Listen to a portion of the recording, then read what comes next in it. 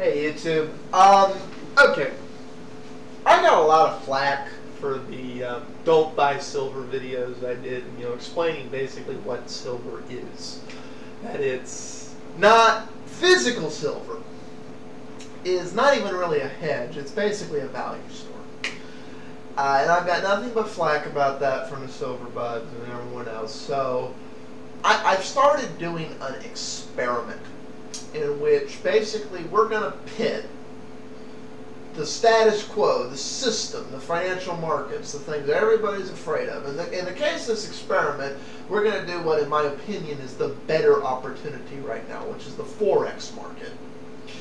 Because of the nature of it, it's one of the few markets that is very accessible to you, the average little proverbial peon, the menial person. If you can set aside a few $1,000s, which is not an unreasonable amount of savings, you can, play in the Forex market or find a money manager of some type for a very reasonable fee to probably generate a return on your money.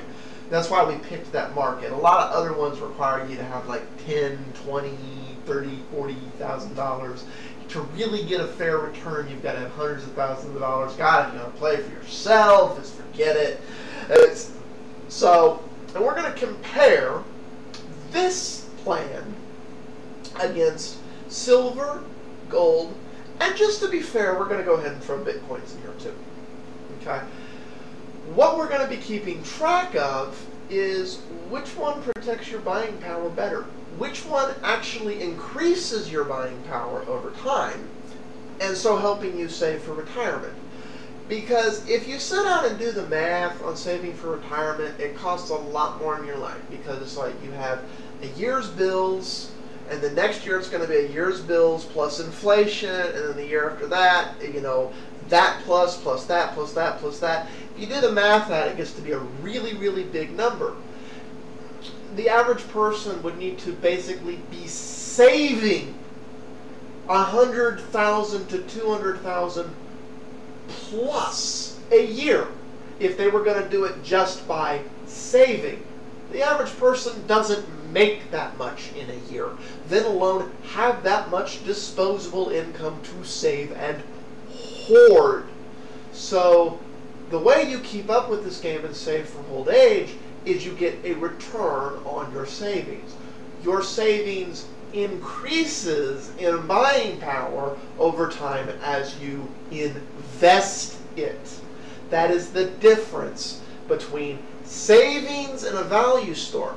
Savings is you just hoarding the money. A value store is, instead of hoarding the money, you transitioned it into something that is going to retain value over time better. So as money loses value, the value store more or less maintains its value and keeps increasing. So 10 years down the road, you can still buy the same amount of milk, eggs, cars, houses, rent, whatever. Some value stores perform better than others. An investment is something that, if it works out right, you wind up with more value when you're done. So that these are your three options to do with your savings. Now, an investment won't necessarily work out. It may lose value. A value store may lose money, may lose value. But we know with inflation, money's going to lose value. So if you hold on to your money and just save your money, it's going to lose value. That's really much your only option. Average inflation in the U.S. is a little over 3%. It's been as high as 17%. And we've had deflation a little over 10%.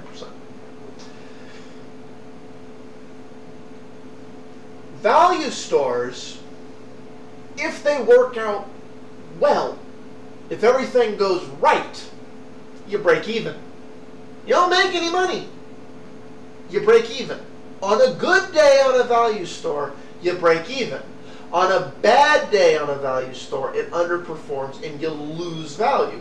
Hopefully less than if you had held on to the cash in the first place. Because if you lose more, you just SOL.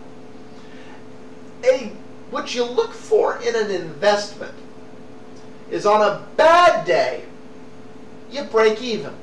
On a good day, you make a return. That's what you look for in an investment. The sales pitch that's going on right now is saying value stores, which at their peak performance are break even, are investments. Not to say, a lot of people misunderstood what I was saying with the gold and silver bit. I'm not saying you can't sit here and speculate and watch the price of gold and silver go boop, boop, boop, boop, boop, boop, boop, boop, boop, boop, boop, and make money. Of course you can. Anybody can make money on anything that does that. And really, gold and silver are two markets that are very accessible for the common person to speculate on. So if that's what you're doing in gold and silver, great. But trust me, you don't want to be doing that with physical gold and silver. You want to be doing that electronically. So let me present the first month's data, knowing that by in a few weeks I'm gonna do a new vid and basically explain what happened. Because these numbers are pre-March inflation. March inflation is going to be reported on April 15th. So the week of April 15th, within a week of April 15th, I'll put another video up adjusting the beginning of April numbers for the loss of spending power. What we did for this experiment was in the end of February, beginning of March, we went and put about the same amount into the market, in this case the Forex market. We computed, okay, about how much silver can we get with that money? Okay, so we're going to keep track of what we would have got in silver. And we did the same thing for gold. Now the numbers are going to be ever so slightly different because there isn't a 1-to-1-to-1 here. And for the hell of it, we're keeping track of bitcoins too. What we're reporting the numbers in is in metrics, a very valid metric, which is spending power. You had X dollars, assuming you did this, you took one of these paths. You either put your money in a brokerage account or under money management. It's again, if you are not a good trader, you want somebody who is managing your money. It is that simple. And for 90% of people, it's better to find a reputable money manager who takes a commission for the money they earn you versus doing it yourself. However, if you can learn to do it yourself, you can cut the money manager's commission out and get a better return. Alternatively, you could have gone and bought silver. Bought a bunch of silver. Whether you did it electronically or physically, doesn't really matter. You went in and you said, silver's good. I'm going to either buy a little ET silver, stock or whatever, or I'm going to go buy the physical coins. I don't trust no one. Or you could have bought physical gold. Or you could have been really speculative and said, I think you're all nuts. Bitcoins are the future. If there's other e-currencies y'all would like me to keep track of, please tell me. Or anything else you want me to hold into here. Whether it's crude or cotton, or I guess if we really want to, we can trap tulip bulbs. For those of you who get that historic reference, you're already ahead of most people watching this video. After 1 month, the starting numbers were between fees to deposit money in the brokered account lost about 3%. That's the green line here. Starting value was a loss of 3%. The gray line here is silver. It started out losing about 19% between all the price to buy the silver eagles. Since silver bugs say only physical silver metals, we did our math based on physical silver, in this case silver eagles. And of course, because the price of silver has overall continued to go down over the month, that is now losing 27%. Gold started off with a loss of about 10%, but as the price of gold overall has continued to go down for the month, and again, we did the same thing. We bought, the gold eagles, the gold eagle coins, U.S. Mint, so on and so forth. That's what we're doing our numbers based off of.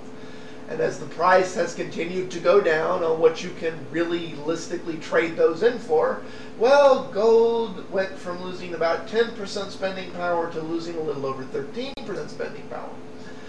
Bitcoin Bitcoins, because of the spread, you know, the difference in the buy and sell price on Bitcoins, started off losing about 7%. So initially, Bitcoins were outperforming the metals, and only slightly worse than the brokerage account. However, because of the highly speculative and volatile nature of Bitcoins, they are now the maximum loser, having lost a little over 30% in spending power. So these are the 4 lines. Middle of the month, when the inflation numbers come out, we'll adjust all of these numbers for inflation and make a new video. And then in another 2 weeks, starting next month, we'll tell you how this went for the next month, and we'll continue to do this every 2 weeks. I'm planning to do this to the end of 2015, but I'm welcoming feedback. I'll do it as long as anybody wants to watch the videos. As long as 2 people give feedback in the comments and say, great information, keeping track of the metrics for me. If you have any questions on the math we've used or anything else, by all means ask them. The point of this series of videos is to basically put it in apples to apples comparison. Cut through all the sales pitches, all the mumbo jumbo, all the measure your wealth in ounces, all the fear mongering, all the end of the dollar, all this. What you care about is you and your family better provided for or not as a result of you making the choice you made. And we're going to keep track. And I'm going to, hopefully some of y'all pay attention and go, wow, when you look at it that way without all the sales pitch and the mumbo jumbo, that's the dumbest move you can make. Because that's kind of how I'm expecting the data to come out. But we're going to do the experiment and see if I'm right. See if I'm correct that silver is not an investment. Because if silver is an investment, if buying physical silver really is the way to go, as all these silver bugs go, then at some point in this experiment, silver should completely overtake everything else. Right now, it's one of the worst performers. It's something to think about, people. Feedback, what data we need to keep track of, what numbers you're interested in, and what you want to know.